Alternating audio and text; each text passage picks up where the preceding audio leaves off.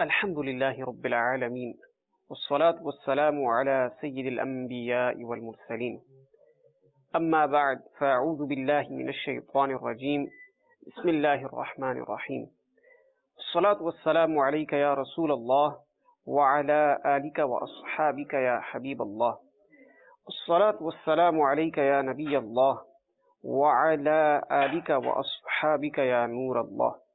There is a narration in Jami' al-Tirmidhi in which Sayyidina Ubay bin Ka'b radiyallahu ta'ala an, he comes to the blessed court of the Messenger of Allah sallallahu alayhi wa sallam, and he mentions that he frequently recites Durood Sharif in abundance upon the Prophet sallallahu alayhi wa sallam.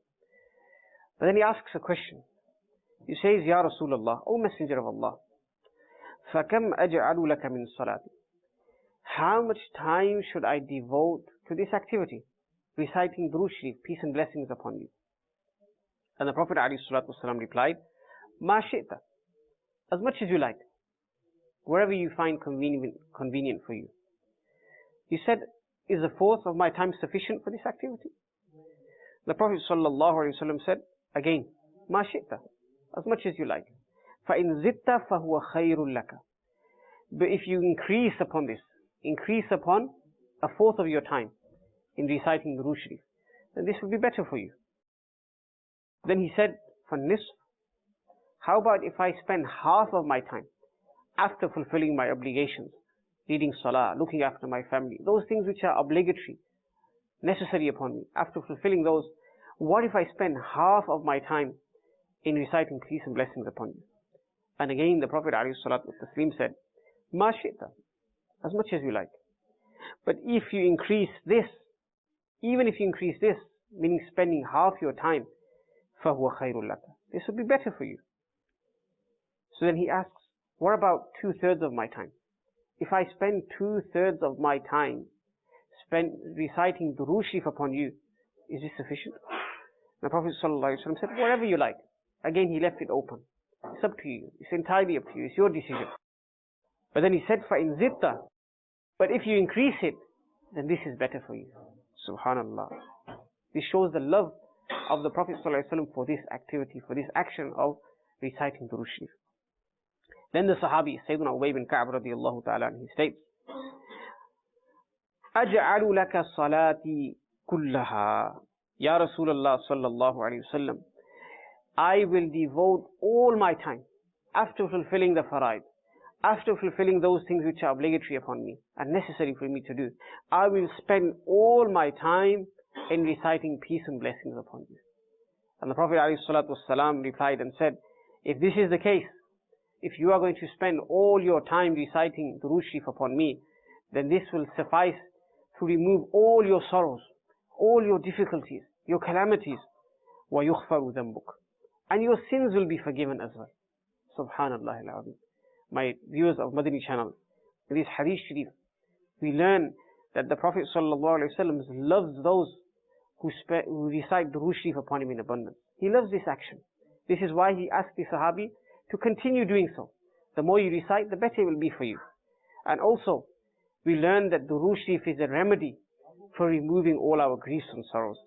And inshallah, by means of the recitation of Durood Sharif, our sins will be forgiven as well.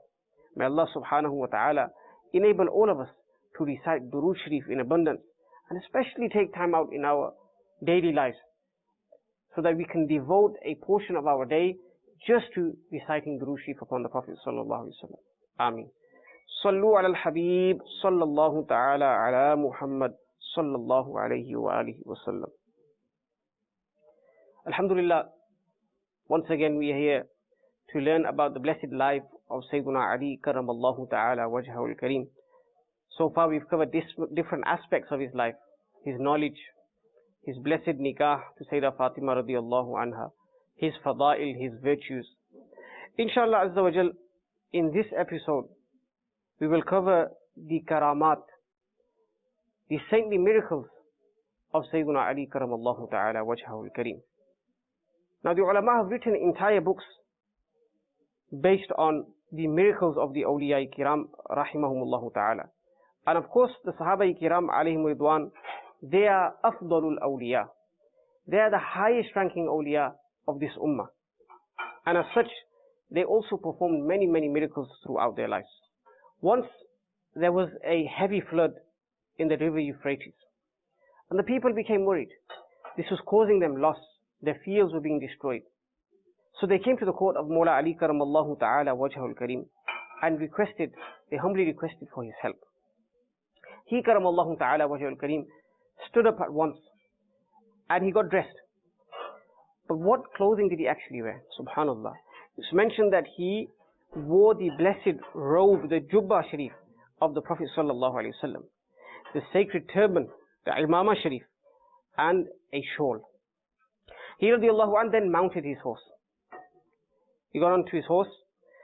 Hassanain Karimain radiallahu ta'ala, Imam Hassan and Imam Hussein radiallahu ta'ala anhuma, they also accompanied him.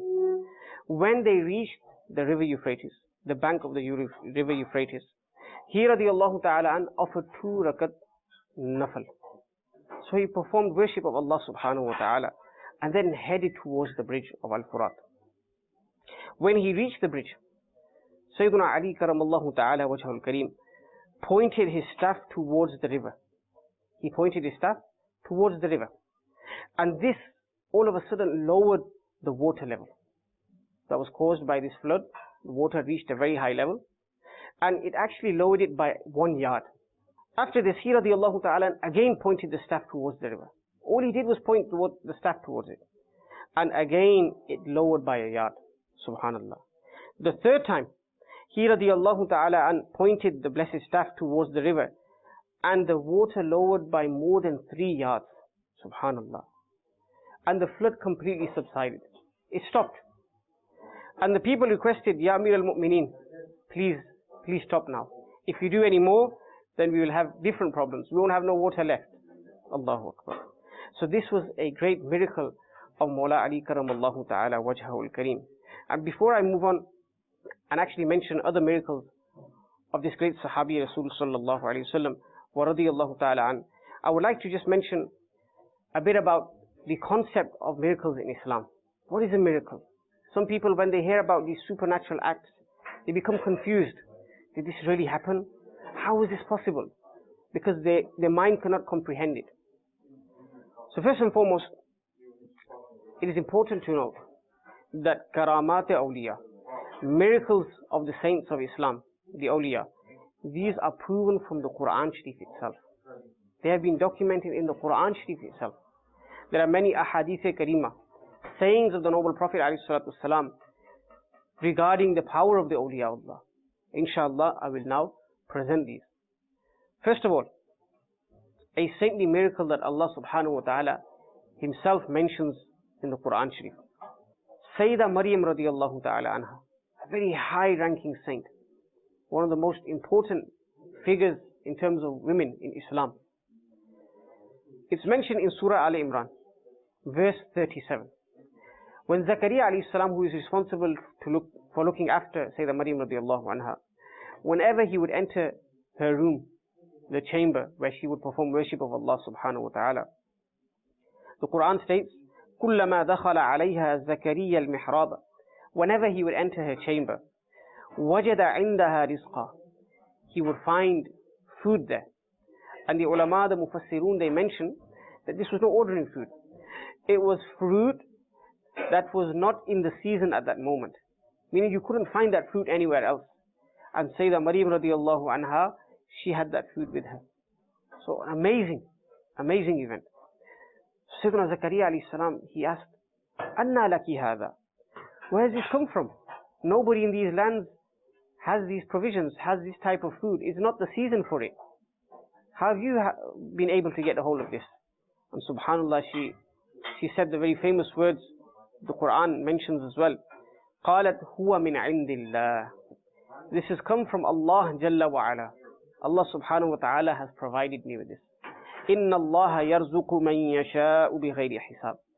Allah subhanahu wa ta'ala grants whomsoever He wants sustenance without account, without accountability. Subhanallah al-Azim. There are many other verses of the Quran which show the miracles of the awliya Allah. For example, the waqiyah of the Ashabul Kahf, how they stayed in the cave for more than 300 years and nothing happened to them. There is the waqiyah of Sayyidina Asif bin Barkhiyah radiyallahu anhu, the minister of Sayyidina Sulaiman alayhi salam, how he was able to bring the throne of Bilqis before the blink of an eye. Very, very great miracle. The definition of karamat, that this is something that goes against the norm. Khariqun lil'ada. It's something that is not understood by the mind. When you see something and you think, this is not possible, how is this person doing it? It goes against the norm. Supernatural act. And then he says, وَنُؤْمِنُ بِمَا جَاءَ مِنْ كَرَامَاتِهِمْ وَالصَّحَّ عَنِ الثِّقَاتِ مِنْ رِوَايَاتِهِمْ. He mentions that we believe as Muslims, the Ahlul Sunnah wal Jama'ah, he actually mentions these words. We believe in the karamat of the awliyaullah, the saints of Islam. And we accept those narrations that have reached us through trustworthy narrators regarding the karamat of the awliyaullah. So once it is established that from the early generations, this concept of miracles was clear. They had no doubt about it. No satanic whispers affected them. Inshallah, I will mention a few narrations which show the karamat of the early Sahaba-i-Kiram alayhim ridwan. It is mentioned that once Sayyidina Umar radiyallahu ta'ala an, he is sitting on the Mimbar Sharif in Madinatul Munawwara, Zadaha Allahu sharafan wa ta'zima, and a Muslim army has gone to war in a place called Nahawand. And while sitting in Madinah Sharif, he is able to observe and see what is going on. And when he saw that the enemy were about to attack, he called out, he helped the Muslim army, and he said, watch out for the enemy behind the mountain. And Alhamdulillah Azza wa Jal, it's mentioned that the army, they heard the voice of Sayyidina Umar many, many miles away, and they were able to save themselves from the attack of the enemy, and they are actually victorious as well. So a great miracle of Sayyidina Umar bin Khattab, that he was able to make his voice reach hundreds of miles away. He was able to see the Muslim army hundreds of miles away. Another miracle, it is mentioned, and this is by a great scholar, Imam Fakhruddin Razi rahmatullahi ta'ala alayh. When it came to the time of his death, his passing away from this world, he states that the shaitan came, and we know from narrations that shaitan comes at this moment and tries to attack a person.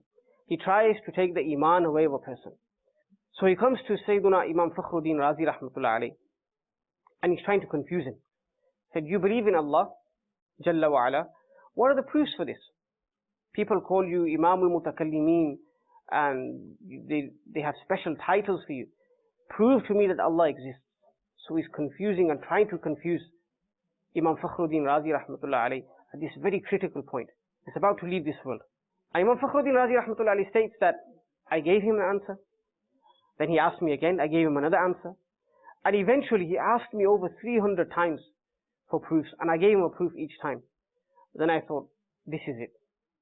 He's about to win the battle. He's confusing me. And all the while, the Shaykh of Imam Fakhruddin Razi rahmatullah alayh, Najmuddin al-Kubra rahmatullahi ta'ala alayh, he is observing this. He's also miles away. He's performing wuzu, and he is observing the tricks of shaitan upon his murid. And he sees this. And he says, oh Fakhruddin, he calls out to him, oh Fakhruddin, why don't you just say to shaitan that I believe in Allah Azza wa Jal without any proof? I don't need a proof for this. I believe in Allah. And Imam Fakhruddin Razi rahmatullah alayhi said this, and he won the battle against shaitan at this very critical moment. So again we learn from this, the karamat of the awliya Allah. They are able to see from far away. They're able to help people from a far distance. And it's something that is against the norm. Again, we can't understand it. We can't comprehend it.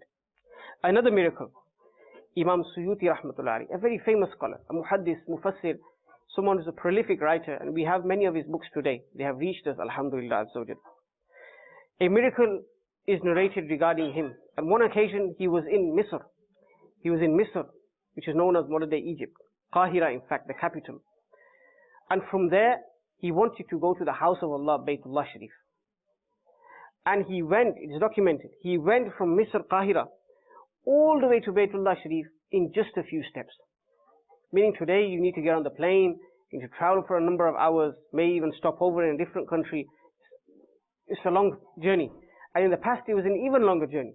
It took people 3 or 4 months to get to their destination, especially to the Haramain Sharifain and the Holy Land.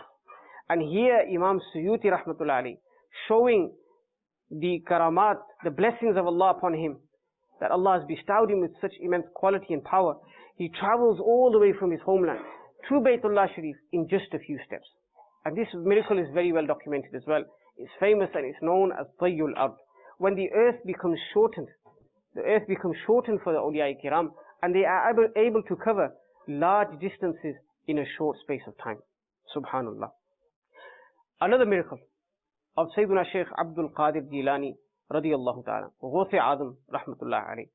There are many miracles attributed to him. But one I would like to mention, the Ghawth-e Azam radiyallahu anhu stated once, لو كشف عورة مريدي في المشرق وأنا في المغرب لستبتها. Sayyidina Ghawth-e Azam radiyallahu anhu states that if my murid, if my disciple, if he was in the east and he was about to be exposed, something was about to happen to him, he was about to meet some calamity, then I, being in the west, maybe miles away from it, thousands of miles away from it, Allah subhanahu wa ta'ala has granted me this power, this ability, that I will go and save him from being exposed. I will go and I will aid my murid and help him. Subhanallah al-Azim. So my dear brothers in Islam, I hope that you are clear about this concept of karamat, and you are not going to be attacked by the whispers of shaitan. Someone might say that how are they able to see from far? How are they able to hear from far? How are they able to reach a distant place in such a short amount of time? Inshallah, I will present a hadith from Bukhari Sharif. So listen very carefully. The Prophet sallallahu alaihi wasallam mentions, "Man aada li waliyan faqad aadhantuhu bil harb." Allah Jalla wa Ala says, whoever has enmity for a friend of mine, whoever has a grudge for a friend of mine, then I will declare war against him.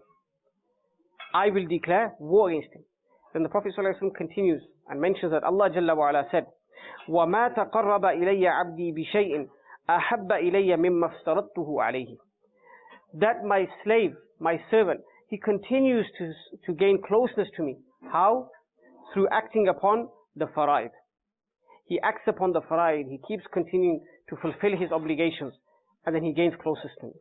Thereafter the Prophet ﷺ said, Allah subhanahu wa ta'ala says, he continues to gain this closeness through nawafil, voluntary, supererogatory worship.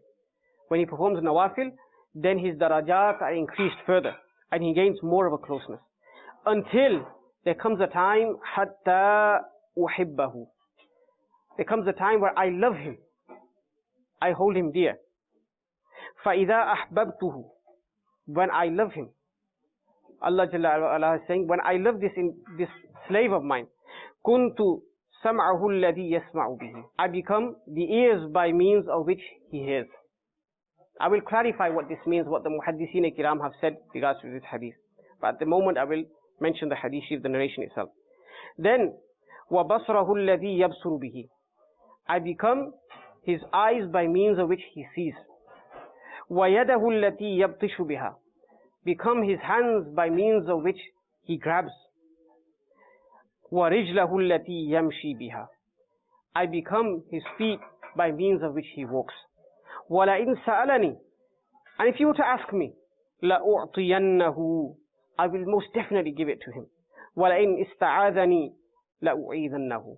And if he seeks refuge in me, if he seeks refuge, I will provide refuge to him. Subhanallah al-Azim. You may be thinking, how does this hadith sharif prove the point that we were mentioning earlier, that the awliya Allah can see from far, can hear from far, they can travel far distances in a short space of time. Imam al-Dhahabi rahmatullahi ta'ala alayhi mentions in the commentary of this hadith that what it actually means is, Allah does not literally become his eyes, his ears, his hands and feet. In fact, the jalal, the qudra of Allah's light enter into the eyes of that person, enter into the ears of that person, into the feet and the hands of that person. And then through this light, this power of the qudrat of Allah subhanahu wa ta'ala, the light of this power, he is able to see far distances. He is able to hear things that are very far distant. He is able to travel long distances in a short space of time. So this is the correct understanding. And this is how, when we read about these miracles, Shaitan is not able to attack us, because we have the right idea regarding this concept. Back to the topic about the karamat of Sayyidina Ali karamallahu ta'ala wajhahu al-kareem. Now they are very numerous. There is a lot of karamat narrated.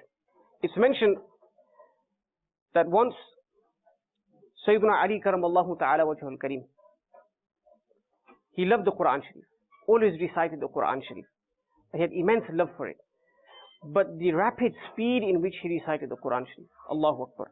The ulama mentioned that when he would mount his horse, before fully mounting the horse, he would complete one recitation of the Quran Sharif before fully mounting the horse. Subhanallah al-Azim. Just imagine, this is not normal. This is not something that me and you can do. We cannot just pick up the Quran Sharif and recite it all within 5 minutes, 2 minutes, 3 minutes. No, it's not possible for us. But for the awliya kiram rahimahullah ta'ala, such things are possible. And this is well documented. Sayyidina Ali, before he even fully mounted his horse, one complete recitation of the Quran Sharif. Subhanallah. Now, in the first miracle that we mentioned, he helped the people. There was a flood, and he helped make the flood go away. And because of this reason, one of his titles was Mawla Mushkil Kusha. He was a helper of the people. He was someone who assisted and aided the people. Now again, Shaitan is at work all the time. Shaitan is always trying to create wasawis, whispers in the hearts and minds of people. And he may place a whisper into the mind and say, Allah subhanahu wa ta'ala is the real helper. Allah is the one who assists. How can you claim that the creation is on a level with Allah and is also a helper? This is an attack of the Shaitan. Remember, such attacks, sometimes Shaitan even places verses of the Quran in a person's mind. Allah Jalla wa Ala says, إِيَّاكَ نَعْبُدُ وَإِيَّاكَ نَسْتَعِينُ. That indeed we only worship you, we only seek help from you. But then why do we turn to others? Why are people telling us about Sayyidina Ali being a helper? Allah subhanahu wa ta'ala is the only source for help. How can we turn to somebody else? But remember, my dear brothers, we must avoid these whispers. And if they ever come into our minds, we must not allow them to settle, because then it's very dangerous. A person will lose out on many blessings. And in fact, it could actually reach a point where he adopts the wrong belief, the wrong aqidah regarding this issue. Now remember, Allah subhanahu wa ta'ala in this verse, إِيَّاكَ نَعْبُدُ وَإِيَّاكَ نَسْتَعِينُ, He is mentioning that He in reality is the most important. He is the one who really helps. Everybody else who helps, they help through the giving of Allah subhanahu wa ta'ala, the bestowal of Allah. Even the Prophet alayhi salatu wasalam, when he would say and mention the favors of Allah upon him, he would say, this is a blessing of Allah. I am not boastful about this. La fakhra. I will be the master of the children of Adam alayhi salam on Yawm al-Qiyamah. But I am not boasting about this. Why? Because Allah subhanahu wa ta'ala is the one who bestows these qualities upon His chosen people. So we must not let these wasawis settle in our hearts. We can refer to somebody else as a helper. The Prophet ﷺ himself said, Man kuntu mawlahu fa'aliyun mawlah. That for whomsoever I am his master, Sayyidina Ali radiallahu anh is also his master. So there's nothing wrong with calling Sayyidina Ali Mawla Ali, Mushkil Kusha, saying he's a helper, he's our master, he will help us through our difficulties. This is a correct aqidah, and we must adopt this if we want to attain salvation. So today we heard just a bit about the karamat of Sayyidina Ali karamallahu ta'ala wajhul kareem, and then how karamat are proven through the Quran,